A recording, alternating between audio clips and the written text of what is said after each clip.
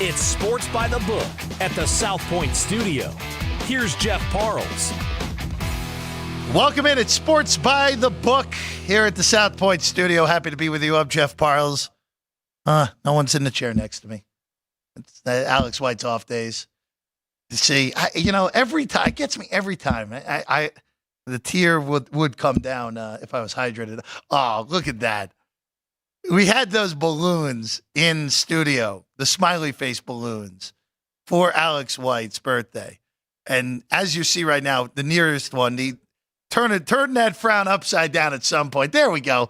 Great work by our guy Sean in the back there. Also, as you saw, a very rare appearance in the producer chair, and by rare, just the second one ever for all of the shows we've done. And he's best known on punchlines for that great F-bomb he dropped at one point.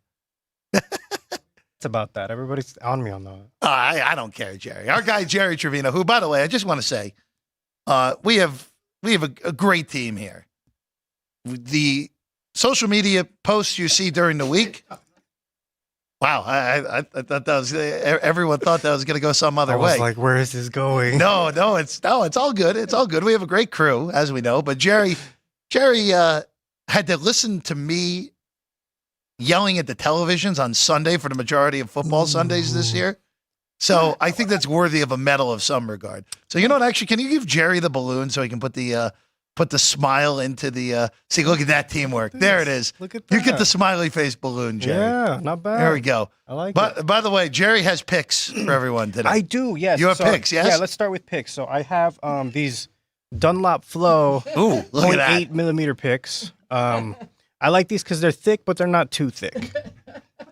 It's very good. It's very good. You're talking about Super Bowl picks? No, well, you know what? Any picks are fine on the show. Oh, well, these are my picks for today. That's good. The Dunlap picks for our guy Jerry, and they're both green. What else is the color green? The grass on the floor. Come on, Jerry. We're in a casino. What else is green? Oh, money. Yeah, there we go. Money. See, so maybe those picks will lead to some other picks that actually lead to some green. See, it's all full circle there. That was not planned, folks. We did that all on a whim there. All right. Today on the show, even Frank might have appreciated that bit there, Jerry. You might have appreciated that. Frank will be with us because look, we'll tell you how the sausage gets made every once in a while. We did not have time to do a Where the Frank is Nicotero this week. We were super busy. We had a Super Bowl planning meeting yesterday. Normally would be the time where Frank would go shuck oysters or go eat 50 sushi rolls over at Zen Shin in the corner over there. But we didn't have time for that this week. So Frank is going to be in. And we now have officially, it's almost all the way there. We have my chair must have fallen down already because I normally hold it there. It's on the whole thing's on there. Now we get there of our Super Bowl prop booklet here that Chris and company have put together over the week. And by the time on Football Friday tomorrow, we will have the whole booklet and we will go through every single one of them. And for an hour, every one. Good. Ann's giving me the thumbs up. I know Sean actually likes that more than you because he's the one who's been putting them in the computer over the last few days. Jim Root's with us in about 10 minutes. College Hoops. He has a trio of picks as well. So we got a lot to get to as always. So starting off real quick, just your boilerplate. Where's the line right now? By the way, Jerry is getting out of here next week. A very, very smart man going on a previously planned vacation before we knew we needed Jerry around for Super Bowl week. So get a pass on that. But you are going to the happiest place on earth. Yes. So you'll be a lot happier than Ann will be this upcoming week. This is also true. In my defense, it was my supervisor that picked that week. Yeah. And I said, yes, sir. Okay. You had no choice. Nope. Remember, Jerry is the support employee of the year for the whole property. Hence why I'm going on this So trip. that's why he's going on a all exclusively paid vacation for the most part. Thank you, South Point. Thank you, Mr. G. Yes, thank you, Mr. Gahn, for that, for sure. Thank you. But right now, the line on this game on the 11th, we're in February. Somehow we're in February. By the way, get ready for February 29th. I'm sure Frank will have a party planned for that on the show. Chiefs 2-point underdogs, 47.5 the total, plus 115 the money line behind us. I have not changed my thought process on this. Actually, plus 115 is the best number out there right now because Chris and company are on a dime line for the money line right now.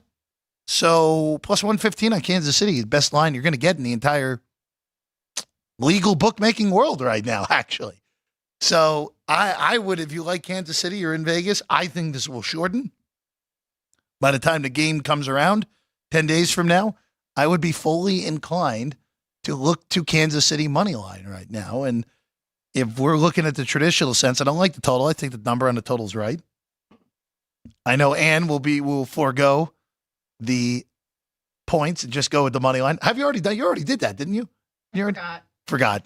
It's okay. We've been busy this week, for sure, on that. So we'll plenty to get throughout it. We're going to go through the props with Frank later as well. College hoops tonight.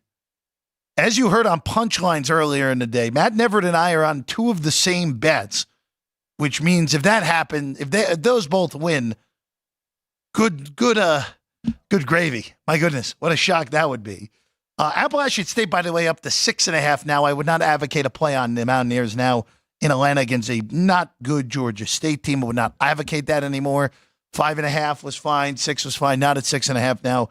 Threw that into that Rubicon of 3 possessions. Now I would not bother with that. We also are on Santa Barbara. That's still fine. Matt said he laid 3. I don't remember ever seeing 3 on that game, so 3.5 is still good. 4 behind us. I'll make it 3.5 now on UC Santa Barbara and Cal Davis. Our guy Sean, I want to say this real quick because we'll hear from Jim Root on this game in a little bit. We talk about in college basketball home road splits more so than anything when it comes to these conference games. By the way, last night, home road split where Northwestern almost went on the road and pulled what would have been a shocking upset of Purdue. They lost in overtime. Jerry, you're not a huge sports fan by any account, but 46 free throws for Purdue, 8 free throws for Northwestern. Wow, it's pretty lopsided, isn't it?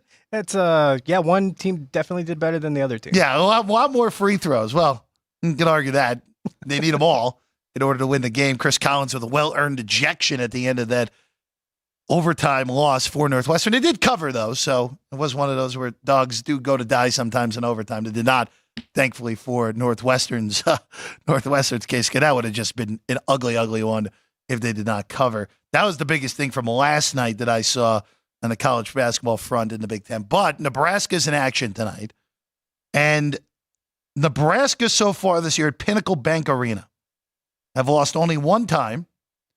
Creighton smacked them around back in the first Sunday of December, beat them by 29. Since then,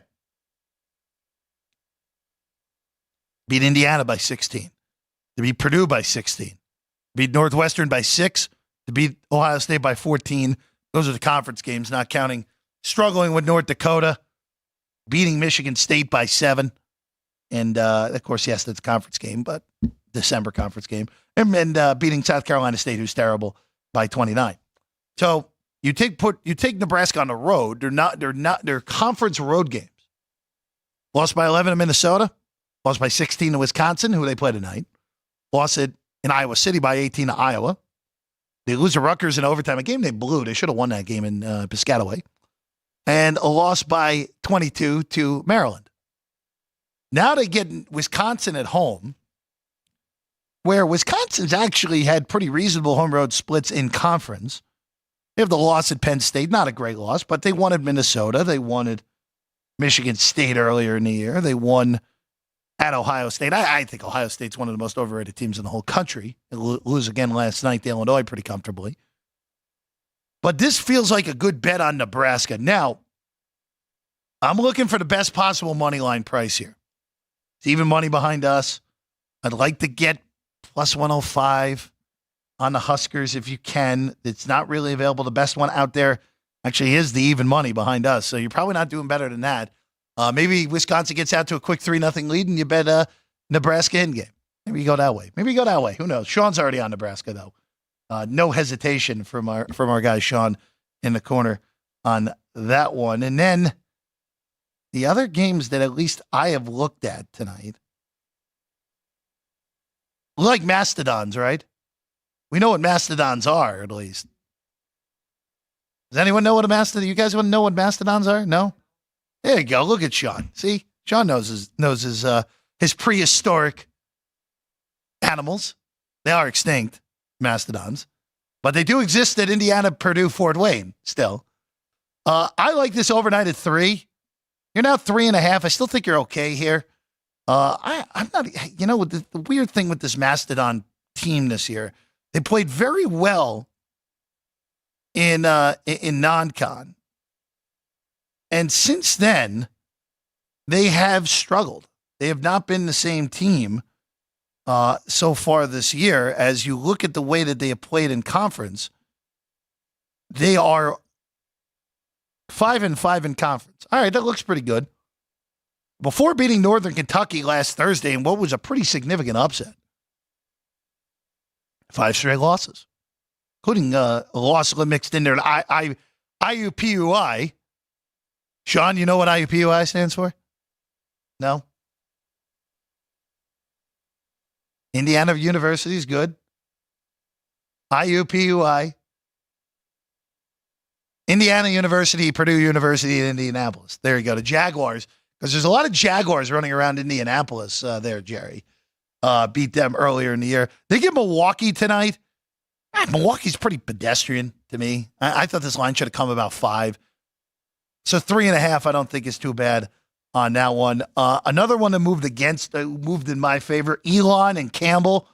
A matchup that was actually on in here not too long ago, which I don't know why that was a national TV game last week, but they played a week ago in North Carolina in Bowie's Creek, and Campbell dominated that second half, won by 10.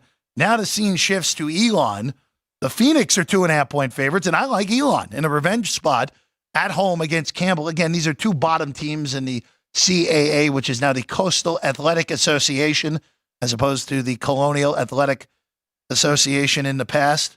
But hey, look, we'll see how it all plays out in that one. And then just going through to the late games as well there tonight.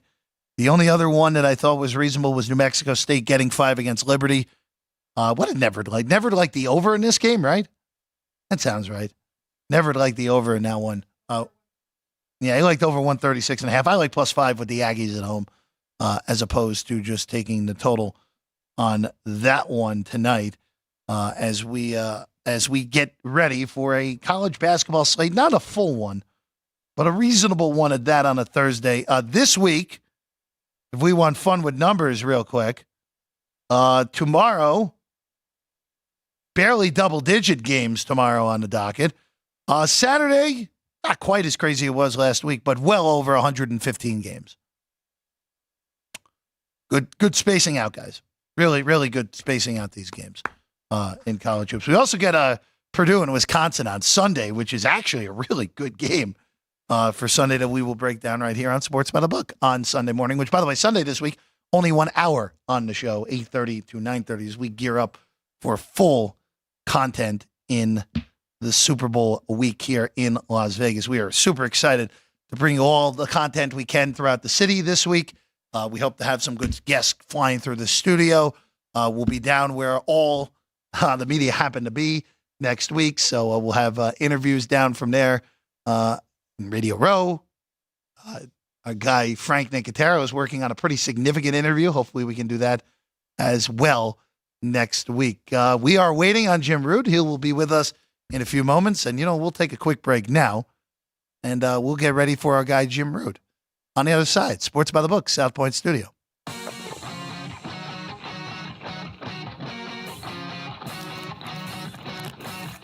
Once you've satisfied your hunger, get ready for more of the hottest casino games in Vegas. Our 24-hour, 30-table non-smoking poker room proudly hosts all the most popular poker games with a variety of betting limits. Visit the poker room for a schedule of daily tournaments.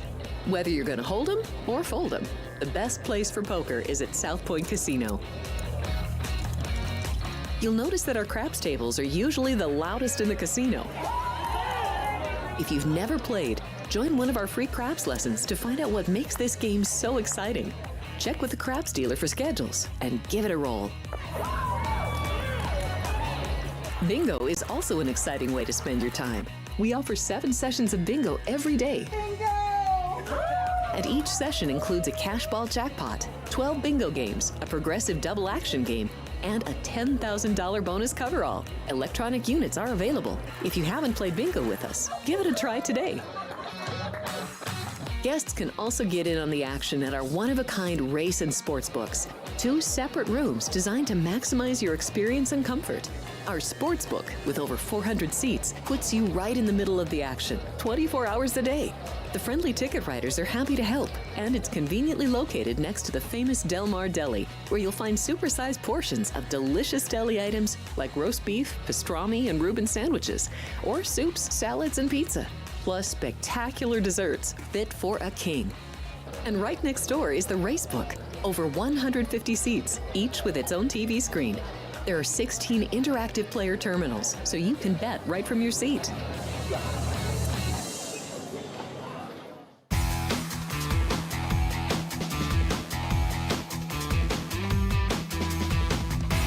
Welcome back in. It's Sports by the Book here at the South Point studio. I'm Jeff Parles. Jerry Trevino is our producer today. Look at Jerry. Jerry had his picks before.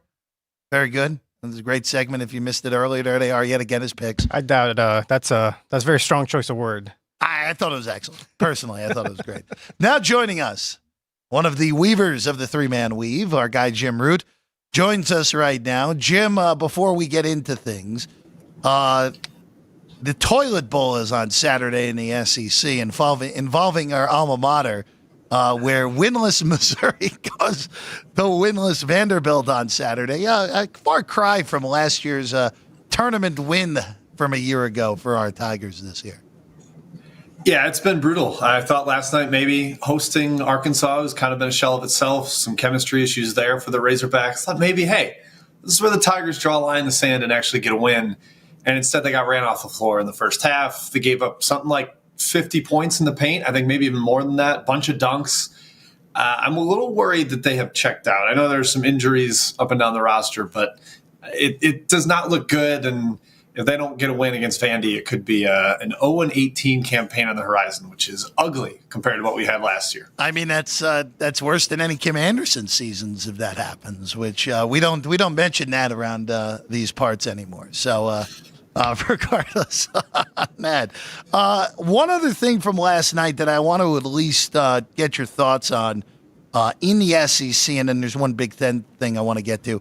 How about the Gators last night? Pretty good resolve, down late in the game, find a way, win the thing, win it in overtime by 3. You know, that was a really good win for a Gator team that, look, to me, they had turned the corner, but they still were missing that signature win that would say, okay, they're going to make the tournament as long as they don't implode. They have it now, and this is pretty clearly a tournament team, and Kentucky just continues to have no answer on defense. Yeah, I think anybody that had watched Florida would be like, all right, yeah, pretty good basketball team. I'd expect them to make the tournament. But then you look at the resume, and you'd see no Q1 win, and you'd see a bunch of these late game, just couldn't quite get the bucket when they needed it type of situations. And last night completely flipped that script. They're down in the final minute. They get the huge bucket on the Walter Clayton pump fake, and he hits the 3 to tie it. I know there was a lot of controversy about whether Kentucky should have fouled there. I think it was about 12 seconds when Florida had the ball, and by the time he's shooting, it's like 6. So it's still probably a little early to foul up 3. And by the time it goes in, at least Kentucky still had somewhat of a shot to score, and Florida almost got the steal at the end of regulation. But yeah, huge win for them. I was going through some bracketology stuff today, and to me, their profile was so volatile without a Q1 win that it moves them way up the seed line. They're not really close to the cut line for me anymore. I think there are other bracketology folks that might disagree, but yeah, I think they're looking pretty solid. And then Kentucky, yeah, defensively, not really sure what the deal is. I think DJ Wagner is arguably their best perimeter defender. I mean, Tiero getting back in there should be helpful, but they still got gashed yesterday. They were scoring at will, and Florida just kept right up with them. So, yeah, they've got to figure that out on the defensive end. I know Matt Norlander from CBS just wrote up recently, like, how much of a problem it is to be a Final Four contender with that level of a defense or that low level of a defense. So if they're not going to figure it out, even with some of the bigs in there, the way Onyenso blocked shots last night, this might just be what Kentucky is. A great team to watch. every one of their games is up and down, usually a shootout. But unfortunately, it doesn't seem like the high-end ceiling will be there unless the defense comes around. Yeah, no, I agree with everything you said there, and it really just does feel like all right, they'll put 100 plus on a 14 or a 13 seed, and then when they start playing better teams, they'll lose just because of that, and it's a shame. I love watching them play, but when your defense is, I mean, we're talking a category on Ken Palm for Kentucky defense, where they are 75th in defense. Now, granted, Alabama, who's first in the SEC, is 67th, so not much better. But again, it's hard to, like you said, and Norlander wrote it up, like you said, tough to, if you're sub 50, it's tough. Forget sub 70 to make a run in the NCAA tournament. I want to talk about Purdue real quick, because that last night, and look, credit to Northwestern here, where I know Chris Collins' team's metrics aren't great, but every time I watch them, other than that just behind whipping they took in Champaign, which, all right, Illinois is really good, and that flabbergasting loss to Chicago State, other than those two games, they look like a legitimate NCAA tournament team that all the bracketologies have them had them as a 10, now have them as about a 7. They're a tough out. I credit to Purdue for winning the game and credit to Northwestern for staying in it. I thought that told me more about Northwestern than it did Purdue, in all honesty, where this is one of those rare teams that's getting undersold, where they were one bounce of boo-boo shot at the end of regulation, despite all the free throw disparity, from going into West Lafayette and winning, Jim. Yeah, a couple, like you said, a really outlier bad results. I think you're skewing metrics a little bit, which leads to them being undervalued. I mean, you got to throw out the records in the city of Chicago when Chicago State and Northwestern are battling for supremacy. So, yeah, they took that loss there, and then the spanking in Illinois without Shannon. I think that was just kind of a weird one-off game that, usually if you've got outliers on both ends, you kind of throw them out and judge them on the middle portion of their resume. They also just seem to match up well against Purdue and game plan really well against Purdue. They've got 3 centers that they just kind of hurl at Edey, and they're willing to go through the 15 fouls that they can provide there. They double team him well. They force the ball out of his hands, force other guys to make shots. And for a while last night, that wasn't really happening. About 10 minutes left, I think Northwestern was at like 62% from 3, and Purdue was down around 30, and that started to even out later. Purdue hit a couple big shots. Northwestern missed a couple down the stretch in overtime that they had been making, but they've got a big-time creator in Boo Buie. So you go to the postseason, and you're like, I know this guy can score if it comes down to it. And then the defense hasn't been good in league play, but against a team like Purdue, they at least kind of schemed it out where they made the baskets difficult for most of the game. And yeah, I think the big controversy around that game is the free throw margin, and perhaps 46-8 is a little extreme, but when you look at how the teams play, I'm not and watching what I did, there are only like a call here or there that were egregious. I didn't think it was some giant behind the scenes scheme to get Purdue the victory. And that's a credit to Northwestern, though, battling through a differential like that. They're knocking down enough shots. They're not turning the ball over. That's one thing this team does really, really well. And in a hostile environment like Mackey Arena against a team seeking revenge for their first loss of the year, I was impressed with Northwestern, too. They held up really, really well, and their guards are just rock solid. Look, Bowie's awesome. There's no other word for describing him. And Jim, I will say this. There are teams down the line, when the bracket is revealed in 6 weeks, how about that, 6 weeks, that there will be Northwestern, if they're on the 7 line or if they're even on the 6 line, that's going to be like, all right, give me the crappy 2, and I'm going to be taking them in the round of 32 against them. Like, that's really what I'm eyeballing with them. And for Purdue, again, Purdue's clearly one of the 4 best teams in the country. I don't think anyone who's watched them this year can argue that at this point. No, yeah, and I'm sure, if you want to kind of throw stones at their postseason resume and stylings where it's like, all right, is playing through a center going to work? Is Edey going to get that kind of calls with this when it's not Big Ten referees? I get that, but the resume is unimpeachable with the teams they've beaten, where they've beaten them. It's a clear 1 seed, probably the top overall seed right now. And just circling back to Northwestern quick, I hope we get the same thing we get last year, where they're in a 7-10 game against one of those Mountain West teams that can't win a tournament game. They took down Boise. It wasn't an easy cover, I will say, but Northwestern kind of controlled most of that game. And you give me that in a first-round game against the Mountain West team, and I will be betting those Wildcats again. Before we get to tonight's games that you have plays on, UConn, 9 straight wins. They beat Providence last night. They get the big matchup at MSG on Saturday, where I'm sure Pitino would have liked to have moved that game to Carnesecca, but hey, doesn't get his wish on that. But it's amazing where UConn. Remember last year, Jim, and you know this. Graydon non-con looked pretty average and just honestly stupid in Big East play at the beginning of the year, and then of course steamrolled through everyone, winning the national title without a game in single digits. Jim, I think this team is better personally. Maybe the field. The field's a little bit different this year. Maybe the Big East is not as strong as it was a year ago, which I think is true. But this team is, for regular season-wise, this team is way more dominant this year than they were a year ago. Now, does that mean they're going to repeat? Of course not. It's the NCAA tournament. Anything can happen. But I have a 12-1 on UConn in my pocket, and I feel really, really good about that right now, Jim. Yeah, it's fantastic. They're one of the few teams I don't have in my way too large portfolio of NCAA tournament futures, and I'm not happy that I don't have it in there because I think they are built for postseason success. They've got a bunch of different guys that can handle the ball. Like with Newton and the emergence of Castle, you've got 2 bigger guards that can drive and handle against smaller defenders. You've got big-time shooters in Caravan and Spencer that have to be guarded as soon as they walk in the gym.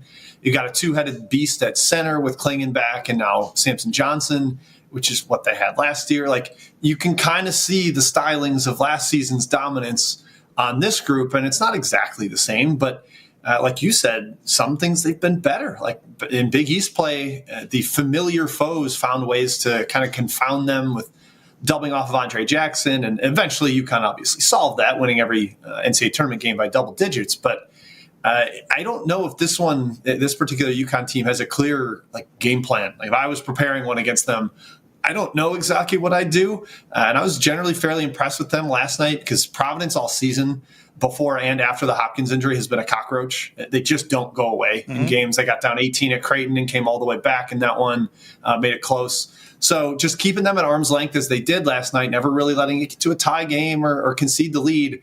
It's just kind of another feather in their cap of UConn is right at the top of the country. And I'm sure everybody, if you ask, a casual bystander, you think Purdue or UConn's going to go farther, you're getting like 90% UConn answers there. Well, I wouldn't be shocked if they play each other for the national championship, to be honest with you, Jim. Sign me up for that. I mean, Klingon against Edie, that's pretty good. That would be a pretty good big guy matchup if we were to get that in a national title game. Well, again, hopefully it'd be better than the last one we had in Phoenix because that was ref bowl, that Gonzaga North Carolina final. However many years ago that was now. Gonzaga 50-1 in that game, Jeff. Gonzaga 50-1 to win the title. Didn't get there. I was still in Columbia, Missouri at that point as working for KTGR. So that had to be, what was that, 2017? Right? Yes, sir. That sounds right. Well, yeah, good, great memory. Yeah, all right. It was either 17 or 18, but it wasn't it was not a. Yeah, I don't think it was even Michael Porter Jr. is even on the radar yet. So that's part of the reason I went with 2017 on that. All right, Jim. Let's go to tonight. Nebraska ball. Let's start there. What a juggernaut they've been at home this year. Other than that beating they took from Creighton and non-con, they have been magnificent in conference play at home. They welcome in Wisconsin, where I really, in a statement I normally never say, I really like this Wisconsin team this year. They actually play a style that I think actually can work in March for the first time with Greg Gard as their coach. Of course, obviously, Bo Ryan getting them to a title game. Right now, it's either 1 and 1.5. Nebraska's a home dog tonight. I'm looking at the home dog. Are you there with me tonight? I am joining you, and I say that with some caution because, like you, Wisconsin they've exceeded my expectations this year. I keep kind of waiting for the shoe to drop a little bit, and it's just not going to. I need to get that through my head. They're a very, very good team. They've got an offense this year that produces great shots. However, they're going into the Lions' Den tonight. Pinnacle Bank Arena, like you said, Nebraska's been terrific there. 10-4 against the spread, covering by an average of 3 per game. And that's kind of been a theme in the Big Ten. Big Ten home teams in league play are 38-28. So profitable. Obviously, Purdue didn't get there last night, but it's a pretty good read to have if you're with a Big Ten home team. I think you have to feel solid about it. Nebraska shot the ball better at home. Jawan Gary might play a big defensive wing. I think he gives them another piece to throw at Storr, to throw at Blackwell, to throw at Tyler Wall. He's versatile. And you add in the shooting and the emotion and just the environment that place gets. I'm with you. I'm riding with the home team here, Nebraska plus 1.5. Now to some games that may not be as interesting to regular viewers, but are interesting to us, Jim. Eastern Washington and Montana State. There you go. What a matchup in the Big Sky tonight there in Bozeman. I kind of expected Montana State to go a little backwards with Danny Sprinkle going to Utah State. That made a whole lot of sense. Eastern Washington, David Riley has done a really good job there in Cheney. 9 straight wins. Tonight they are 4-point favorites on the road with a total now of 151 in this game. Yeah, we're going with the road favorite in this game. Eastern Washington going to lay the 4. This team is it's hard for analytics to value them because in the non-conference, they basically played a SWAC schedule. They were going all over the country to power conference teams, Cincinnati, down to Mississippi. They played on the road at, I think, 4 different Pac-12 teams, just kind of bouncing around. It was jarring to look at, and I think that got them undervalued, and they did have to turn over a lot of the roster trying to figure out what their lineup was going to be this year, and they've hit their stride. Like you said, they've won 9 straight. They're covering a bunch in league play. They're 6-1 against the spread, covering by an average of 10 per game, covering by an average of 10. So they have been dominant. I'm going to continue riding that. I think they remain pretty undervalued. Like you said, Montana State, not quite the same as they were last year. So just keep rolling with the Eagles for now until the books really catch up and value this team correctly. I don't think they're there yet. And then the last one on the board for us tonight, Jim, Jacksonville State at UTEP. 130 is the total on this one. UTEP at 3.5-point favorites against the Gamecocks in this one. Yeah, I will say I tried to find some more commercially appealing bets on the board tonight, but there's not a lot of big conferences playing tonight. A lot went happen Tuesday, Thursday, or Tuesday, Wednesday. They're saving up for Saturday. But yeah, going under here between Jacksonville State and UTEP. Per KenPom, 2 top 100 defenses and 2 bottom 100 offenses. So I like that just from the start. And really, UTEP has had a couple games go over, but they are a pace taker. That's what we like to call them. They will play at the pace of their opponent. They'll play slow if you want to. They'll get up in a track meet like they did with Western Kentucky. But Jacksonville State wants to play slow. They're a grinder, stay in the half court. It's probably going to be really sloppy because both teams do not take care of the ball, bottom 30 in the country in turnover rates. So I don't think the efficiency will be there given the strength of the defenses. And as long as UTEP doesn't find a way to turn this pace up, against slow Jacksonville State, I think we stay under based on both pace and efficiency there. So under 130 in that one. Jim, before we let you go, game this weekend, whether it's Saturday, and I'm going to throw Sunday in there because Purdue's playing Wisconsin on Sunday. Which game are you looking at the most, potentially from just a watchability standpoint or a betting perspective? Of course, we don't have lines yet. Yeah, watchability. Like, hey, we talk Kentucky, man. You put them in a big game, I'm excited about it. And they got Tennessee this weekend. And Tennessee's actually willing to run this year. Obviously, they can score with Connect. That's going to be, I think, the most must-watch game. Under the radar a little bit, I will be boots on the ground at the Missouri Valley Showdown of Drake at Indiana State. Two teams that are, top 50 in KenPom, sitting atop those standings. Indiana State, you can make a real strong case. They have a better at-large profile than Gonzaga right now. So they are kind of knocking on the door, potentially getting in the dance. They get this one and can win out towards the end of the year, maybe losing the Missouri Valley title game. You might see 2 Missouri Valley teams in the NCAA tournament. So those are 2 that I think from a watchability standpoint are terrific. I haven't gotten a perfect beat on a bet to make. I'm trying to think. I probably will fade Central Michigan because their starting point guard got hurt this week. He's been kind of an all-conference star for them. Tulsa transfer. I think you take him out and they could crash down to earth. I don't even have the line or the opponent. That's a good tip for people to keep an eye on if Anthony Pritchard is the name, if he remains out. Jim, one last question before we let you go, because I saw this hypothetical online, and I'm curious your thoughts. McNeese State, with our guy Will Wade of all guys, goes 29-2 in the regular season, which is totally in play. They're way better than everyone else in that league, and they won their ridiculous game at Corpus Christi a few weeks ago. They go 29-2 and don't win the Southland Conference. Are they in?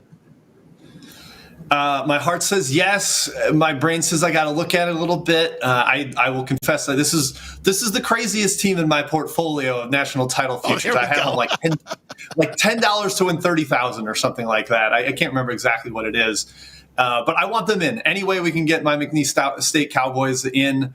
It's going to be a really tough sell to have a two-team Southland because you're not picking up any Q2 or even Q1 wins in that entire conference slate. But they did really good work in the non-con, at least the big games that they did play. They played a couple of non-D1 schlubs, including, I think, the Mississippi University for women or something like that. So I hope they get in. I could see them getting left out because some of the games that they played in the non-con. He's Jim Root. Again, one of the Weaver's second chance points on the tweets. Three-man weave. Of course, you guys are going every Saturday previewing the big cards as well. Daily as well. Check them out. Kai and Matt also with Jim doing great work as always. Jim, pleasure. We'll see you next time.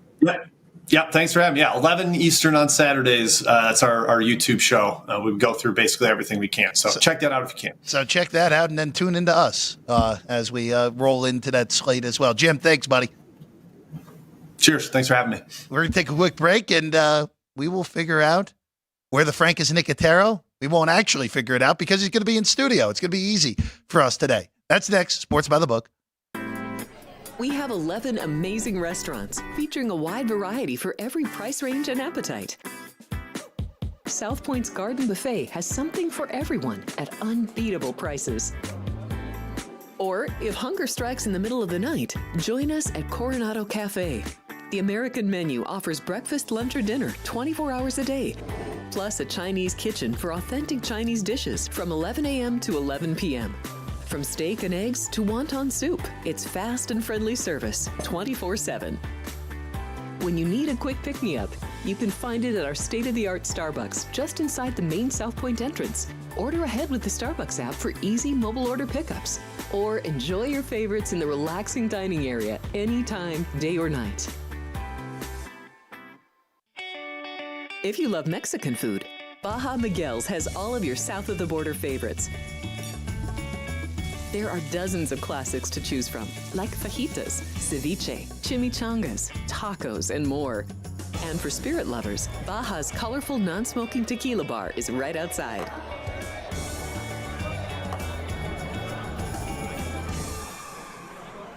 Or maybe you're in the mood for seafood. Big Sur Oyster Bar has fresh seafood prepared right before your eyes.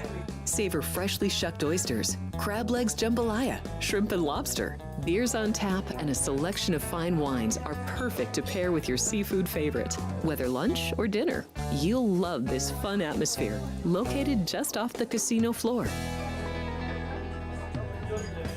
Ready to shake things up?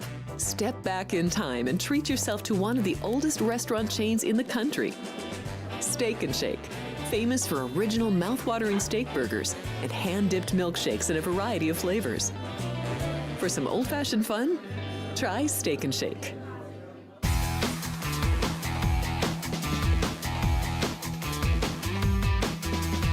Welcome back in at Sports by the Book. 20 minutes to go here. Yes. Frank Nicotero's here. This is Host where I am. Punchline. Here I am. You're here. You made it. Yeah. You made it. By the way, you missed our bit earlier with Jerry, which I think was actually comedic for once. I missed it. What was it? Damn it. Well, I asked Jerry if he had any picks, Yeah. and Jerry has picks. Is Oregon playing? Puddles? Is Puddles playing? No. No. he has- I do. I have picks. What He are your has picks. picks? Real picks. What are his picks? These are Dunlop Flow 0.88 millimeter See, I knew guitar you would picks. like The old that. guitar picks, I you knew know? you'd like that. I expect a joke like that from Ryan, a dad joke like Ryan McCormick when he comes back, Ryan. Well, That's older, excellent. you know? Are they famous picks? Because I have Oh, two yeah. famous picks. Well, I use them. So. Well, you use them, so they're famous. I have one from the Dixie Chicks that I caught at a show. Oh, you do. I do. And Cheap Trick, Rick Nielsen. So I have two. Very nice. That's And really Rick cool. Nielsen, the backstory on that, he's from Rockford, Illinois, where Cheap Trick's from. My grandmother used to babysit Rick Nielsen as a small boy and worked in his parents' music store. So I bumped into him at Logan Airport at the Burger King. We were both going for soft drinks. Like, oh my God, Rick Nielsen. I'm like, I'm Esther Giesinger's grandson. He's like, oh, how old is Esther? This is before camera phone, so I didn't get a picture. But nice joke, Jerry. I like it. And Jerry, I'm sorry, I'm gonna violate the punchlines rule for today. I might possibly mention my hometown coming up. It's not punchlines. You can get away with it. All right, Jerry, you can't pull the mark. You can't do it. Well, the reason I was going to bring it up is today is February 1st, and Sean also pointed out to me that today is the day of the two greatest plays in Super Bowl history. It's the anniversary. 15 years ago today, the Steelers beat Arizona. We have James Harrison's touchdown return right before halftime on the last play where Larry Fitzgerald almost came from out of bounds to tackle him, but he didn't. He was in. It was a touchdown. And then, of course, Antonio Holmes catch in the corner. And I was at that game in Tampa Bay. It's the only Super Bowl ever. I was there. Wow. And I got a ticket. I went down without a ticket. And here's a funny story. So I get there. I don't have a ticket, but I'm going to go. And I cashed in my miles on, oh, God, I think it was American. I can't remember. So I flew first class for free.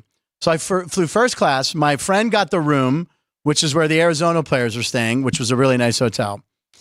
So 2 nights before the Super Bowl, I'm hanging out with, I'm going to name drop. I was hanging out with a friend of a friend, Nick Lachey, who's a big football fan, and goes to the Super Bowl. I may have heard of that name before. Right. He's a very successful singer. So we're down in Florida, and he's really good friends with Jimmy Johnson, the NASCAR driver, not the coach. So the NASCAR driver. Okay. NASCAR driver, who at the time was winning every race. I mean, he's dominant at that time.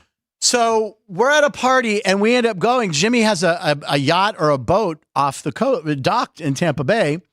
So we go there, and the next day we go there. It's me and Nick and my friend Mike and Jimmy Johnson and some other, and there was some girls there, some friends of Jimmy's or whatever. Maybe his wife, I can't remember. Anyway, I mean, if he was married, it was his wife. Anyway, the next day in like the tabloids, it's like Nick Lachey seen with strange women, Jimmy Johnson strange women, and I was there. So there were pictures of people on this boat, and I'm like, woo. And it was nothing salacious whatsoever, but I made the gossip column the next day. It was nothing. They acted like there was some Congratulations. party. I know. I mean, what a weekend. We just went on the yacht to Super drink. Bowl. You're named as an unknown party at a big time party at Jimmy Johnson's. That's great. And we stayed. It was the greatest Super Bowl. I saw my team win. And then afterwards in the hotel, the hotel we were staying in, all the Arizona family members were there. And Larry Fitzgerald came walking in, and he went to Pitt. And I just said, "Hey man, nice game, Larry." And he went, "Thanks, man." And he talked to us for a second, like we didn't have to. I mean, he just lost the biggest game of his life. But that was that happened on this day in 2009. Super Bowl 43, I guess. You know what? Odds are Larry Fitzgerald will be here in some capacity this week. Maybe we have to find a way to link you two up. I'm telling you, well, he was, he went to Pitt. I saw him play at Pitt, where I think he was second in the Heisman. He was second or third. He was second or third. I think second or third. He was a monster. I mean, top five. I mean, he's one of the best wide receivers to ever play the game. Absolutely. And dominant. So that was cool. And then also in this date in history, 20 years ago on February 1st, Janet Jackson, Justin Timberlake halftime show where we had a wardrobe malfunction. Is that 20 years ago now? 20 years ago today. Where the FCC got basically... They fined CBS. Was it CBS? It was CBS. Yeah. The FCC... every time I say the FCC, I think of the Peter Griffin song. That, and I also hear Eminem. The FCC won't bother me. Yeah, that too. Caden Eminem's a rapper. He's like, he was bobbing his head. So he was like, this looks like a job for me and everybody. Okay, anyway. If the Lions were here, we could probably get Eminem this week too. But the Lions, unfortunately. But yeah, the FCC Peter Griffin song, of course. No, that's one of the classic moments in the history of that show. That whole thing. But anyway, so 2 anniversaries on February 1st, both Super Bowl related. Thought I'd share with you. It's good. It's very good. Pretty exciting. So, Frank, first off, we discovered something that's very important for after the Super Bowl. We discovered it. What's that? And we got to give Ryan McCormick, who apparently you're going to be the godfather of the child, as you said earlier. I'm still choked up. Ryan, if you're watching still. I've only known you since October, but I can't believe I'm so honored to be the godfather. You should be. It's a tremendous honor. We'll have to get you a suit also. Yeah. But I can't wear a hoodie. Your episode after the Super Bowl on the Monday after. This episode is 87. It's 87. We're going to try to at least get a moment on Monday where it's total anarchy on Monday, to be honest with everyone. Monday is the opening night. All the players have their press conferences out on the field at Allegiant Stadium. We'll be there. Yeah. It's going to be total anarchy. But if we can get you with Travis Kelce, even for about 10 seconds, Yeah. it will be very important for episode 87. It would be. And I'll tell you what, this is hot off the presses. I'm talking with Mike Simon tomorrow. It's Travis Kelce, DeMar Hamlin, a couple other NFL players. It's their agent. So I'm talking with Mike, and Mike will be a guest, I hope, on Punchlines on Tuesday. He's in Vegas. He doesn't get into town till Sunday. So I think he's going to be a guest. That way I can kind of start the wheels in motion about Travis Kelce and maybe getting 5 minutes somewhere isolated with Travis Kelce. So we're going to work on that. And if they're watching now, I've already said this, Travis Kelce, I can get you +1 free buffet at South Point. Just dangling the carrot. You know, Taylor's going to be in Tokyo until she can make it less than 24 hours. I figure right before kickoff, if they want a nice meal, they can come down here. Oh, that Saturday night buffet is good. Every buffet's good. Every buffet. Saturday night buffet is especially good. I haven't had the set. I haven't had it's a seafood night. Oh, I haven't done that yet. No shirt mandatory. I mean, Jason could probably have 50. Oh, that would be a great. Could hurt our business. Yeah, right. Yeah, he could hurt the buffet business. They might be like, no more. That would be very. That's actually gonna. Now my brain is. See, this is how I love when you and I just talk and we're just free flowing and there's really no plan. We end up on craziness like this, where if we were to run into Jason Kelce next week, wouldn't I be required to ask Jason Kelce to basically do like get him a beer, go shirtless, chug the beer. I think he needs more than one beer. He's a big guy. Chug 3 beers. Yeah, then. I feel like I'll be on the floor. He'll be totally. It's fine. like a Wade Boggs flying across the country. The rumor where he drank 110 beers. That also produced the greatest Always Sunny episode. It's a great Sunny episode. The second one where they do it with just the D and her friends, not as good. But yeah, I feel like Jason Kelce could probably put away a 12-pack, no problem. Easily. Yeah, I think he could do it. Easily. I'll take a few off his hands. We'll make it a whole thing. Yeah. So you have the prop booklet in front of you. I do, and the one I circled this morning, and again, it's very, very unlike me, but I do feel like it's going to be a run-heavy game. I think Kansas City with Pacheco. I almost called him Ferdy Pacheco, the fight doctor. Yeah, not quite. What's that? The rotation number is 3275. I wasn't even close. 3275.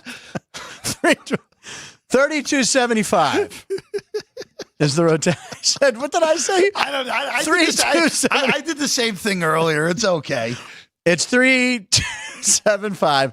Franco Harris, Joe Green, 3275 if we're doing jersey numbers. Of course. There you go. Pittsburgh. There's another Steeler reference, Jerry. I'm sorry. But anyway, Patrick Mahomes' pass attempts right now is 36.5. I feel that's high. I think this is going to be a game. By the way, Matt Neverett was saying he's thinking about doing a scoreless quarter bet that he feels like one of the quarters could go scoreless, which I don't know about that, but it might be something to get. Well, you would really need the first quarter go scoreless. That's usually the adrenaline's flowing. The Patriots, remember this with the Patriots. They're in the game? They're playing? No, they're not. The Patriots dynasty, they never scored a touchdown in the first quarter. Is that right? In the Super Bowl.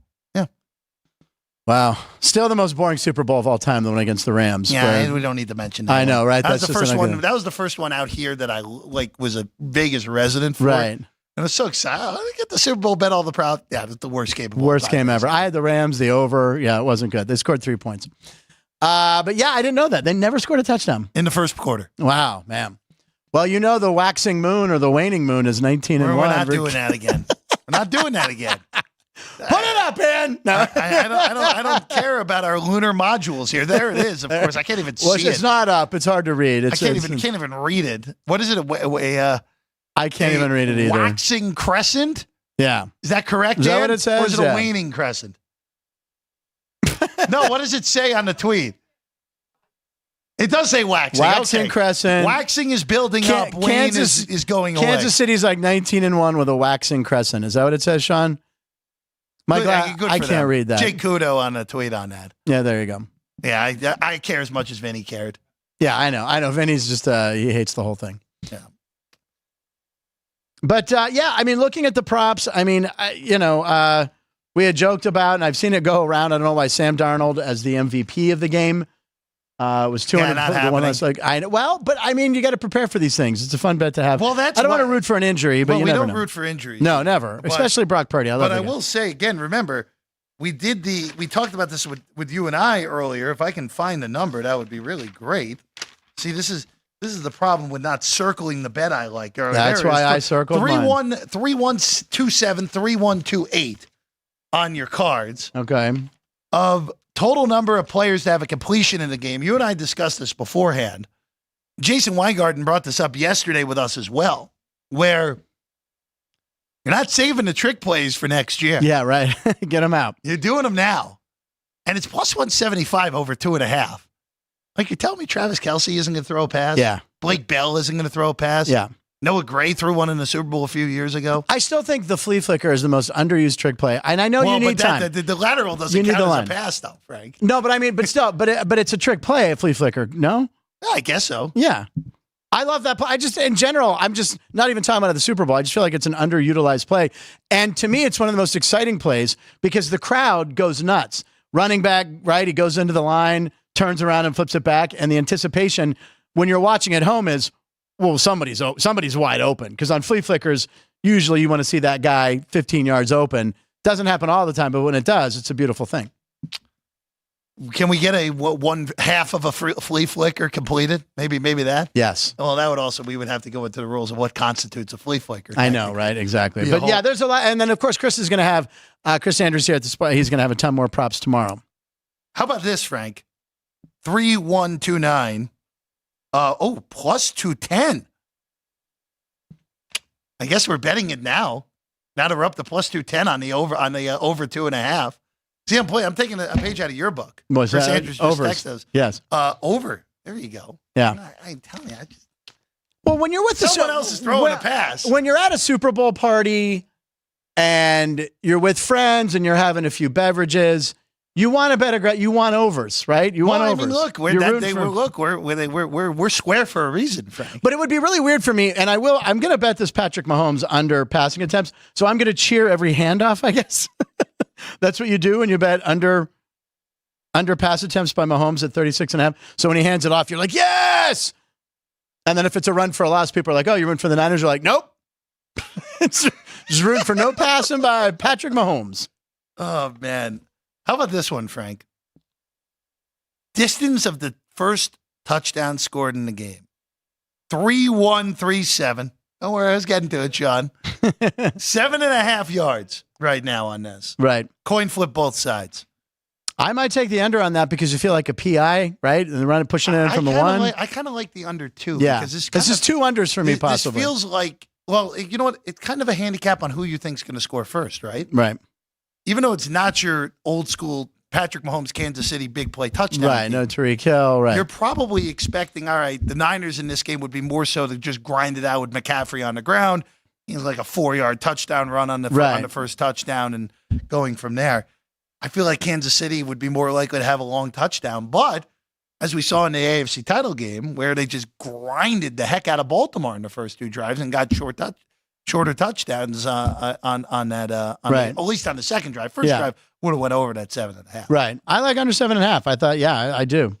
I might see him all year. I go over, so I got to reverse it on the Super Bowl. I go unders. So Chris is always a fan of putting this one up. I know this. The game will be tied after 0-0. Now remember, this is 3-1-4-5, Sean. Game is not considered tied after the PAT or the 2-point conversion. I don't know which way I would go on a coin flip on this one. That's what the disclaimer says. Game is not considered tied until after the PAT or the 2-point conversion. So like if you let's say the Niners go down, right, kick it, score a touchdown. Sure. Miss the PAT. If the Chiefs go down, score a touchdown, but Butker makes the PAT, that doesn't count. Correct. But if Butker went down and somehow missed the PAT, I'm going with the kickers have no idea how to kick in this game, obviously. Then that would count after 6. I like to tie. I say yes. And by the way, that's 110 both ways, right? Yeah, you would go that there is a tie. Yeah, I think so. It's a Super Bowl. Okay. Two good teams. I mean, with a line this low. I hope it's two good teams. Right. With the line this low, though, I mean, if it was like a 14-point spread, like if it was an old Niners versus the Chargers Super Bowl, you would think, no, it's not going to be a tie. Oh, sorry. I know Ann's a Charger fan. I'm sorry, But disrespectful. I know. Excuse me. With a line this close, you think it's two good teams that are going to play tight. So I would think a tie. I would think that bet is a great bet to say, yes, there will be a tie. And I will bet that. Here's one that I'm probably going to bet.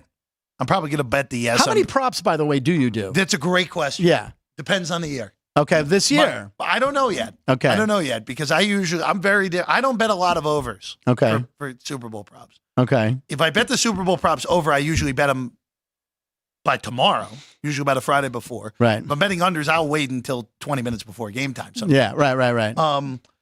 The most active Super Bowl I ever had was the Chief Niner first go around, the 2019 season, and then the last event before the world shut down because of COVID.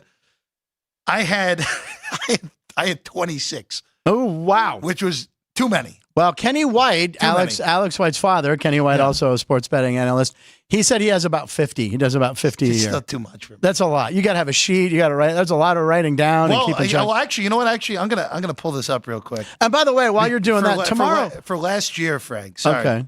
Last year, I'll pull it up real quick. You can pull it up that quickly? I have it on a Google Doc. Oh, okay. I was like, Jesus. I have it on a Google.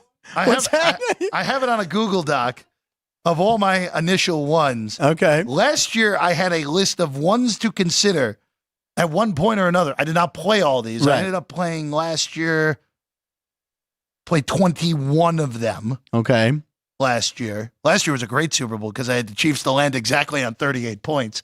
That was pretty good. Are you serious? Yeah. Wow. Well, yeah, what did that pay? That was 40 to 1. Oh my God. Yeah, it was pretty good. It was pretty good. That's really good. My little, of course, it put the smallest bet that I'll basically right, of put course, on a game on it, but hey, it's a couple $100. That's a hell of a hit. Yeah. The initial list last year of ones that I thought were okay to potentially play and see how they go through the week, I had 81 on the list. Oh, I can't wait. I can't wait to get it. I was never going to play all 81 of them. Yeah. But but to consider 81, and then you whittled it down. Yeah. Well, cut it down to 22. Listen, if you're a movie fan, it's like the night before the Oscar nominations. That was always a big thing for me. I'd get up, I'd be all excited. This is like Christmas tomorrow, right? Where we get the thick props. The full booklet? The full booklet of props tomorrow. And we will be talking about them tomorrow with Chris on the show. Every single prop will be done in one fashion or another over the next 2 weeks. It has to be, right? Will be, yeah. That's a good idea. We should probably keep track each day. We should do them in chunks, right, Ann? Well, I think that would be good in theory, right? I don't know if the theory is as good as... Yeah, I'm more of a jump around guy. Ann's already like, Frank, that sounds like a terrible idea. She's like, I know you. We'll save it for the show, Ann. Those are my famous words when they give me an idea right before the show. Oh, I go, oh, yeah, we'll save it for the show. And then the show ends, and she's like, what happened? I'm like, well, I forgot, Ann. You didn't remind me. It's my no fault. coin toss bet for you? Oh, I do the coins. I do tails never fails. When I was a kid, really? I always called tails as a kid. I don't know what the trend is on that lately. It's like, it's kind of like I wish it was like a roulette table where they posted, I could look at every year and I could see the past numbers. I'm sure we. Well, I'm sure you don't have that in your little Google Doc. Because I never think you of can that. pull everything up else. All right, coin toss results. Everything up else? All right, here you go. 57 Super Bowls so far. All right, how many? 57. 57 so far. Heinz 57, located in Pittsburgh. Very good. Very good. 57 of them. This is, of course, Super Bowl 58. Okay. 27 heads, 30 tails. That's pretty darn even, all things considered. 30 to 27, huh? Yeah. Tails leading by 3. It is. That's the final score. Right? That's the final score of the game. Someone get the odds on that tomorrow. 30-27 final. Oh, that's Sean. I'm with you. I like that. The bet. longest streak ever for tails. Oh, you don't have to tell me. No, I actually came recently. 5? Was it 5 in a row? It was 4. 4. I think I bet the including fifth. 6 out of 7. Mm-hmm. Where it started with the Seattle-Denver game. Of course it did. And rolled through 28-3 for tails. God. Then the Eagles beat the Patriots, and that was a heads game. Right. And then back-to-back tails after that. Tom Brady had it fixed. That's why. Yeah, there you go. Patriots fixed it. We all know why. Tails' streak was broken. So there you go. 4. It actually happened multiple times with tails 4 times. Happened multiple times. It's happened as well from the Bucks beating the Raiders back in the early 2000s through the Pittsburgh Steelers beating the Seattle Seahawks in Super Bowl 40. I love that game, Jerry. And then again in the early, John Elway's first of his back-to-back. See, I love this. Was that the helicopter hit when he got hit? The 4 straight on that. Atlanta. Heads has had 1 4 Super Bowl streak. Heads is for losers. That's exactly my point. Heads. Actually, 2 4 Super Bowl crap, streaks. They did. All right. 2. What was last year? Tails. Tails was last year. 2 in a row. Actually, I made a mistake. Heads actually has the longest streak of any. Damn it. 5. Starting with Pittsburgh and Arizona. I was at that game. I was there for that game. It was heads in a game you were at. Halftime show, Bruce Springsteen. I'd never seen the boss. Boom. Saw Springsteen. Bucket list. Cross it off. Hey, this look, year, Usher. Nothing says an Can you name over 1.5 Usher songs? Yeah. Come on. There you go. What's another one? Give us one more. I see. I don't know. That was it. My Boo. That's right. I was gonna make a joke earlier and just totally mess up. I for whatever in my brain sometimes. Okay. Because of course Nelly's from St. Louis. So yeah, the Lou. He's from the Lou. He would come through and play Mizzou. Oh God, he would play Mizzou every once in a while. And one time Usher was with him.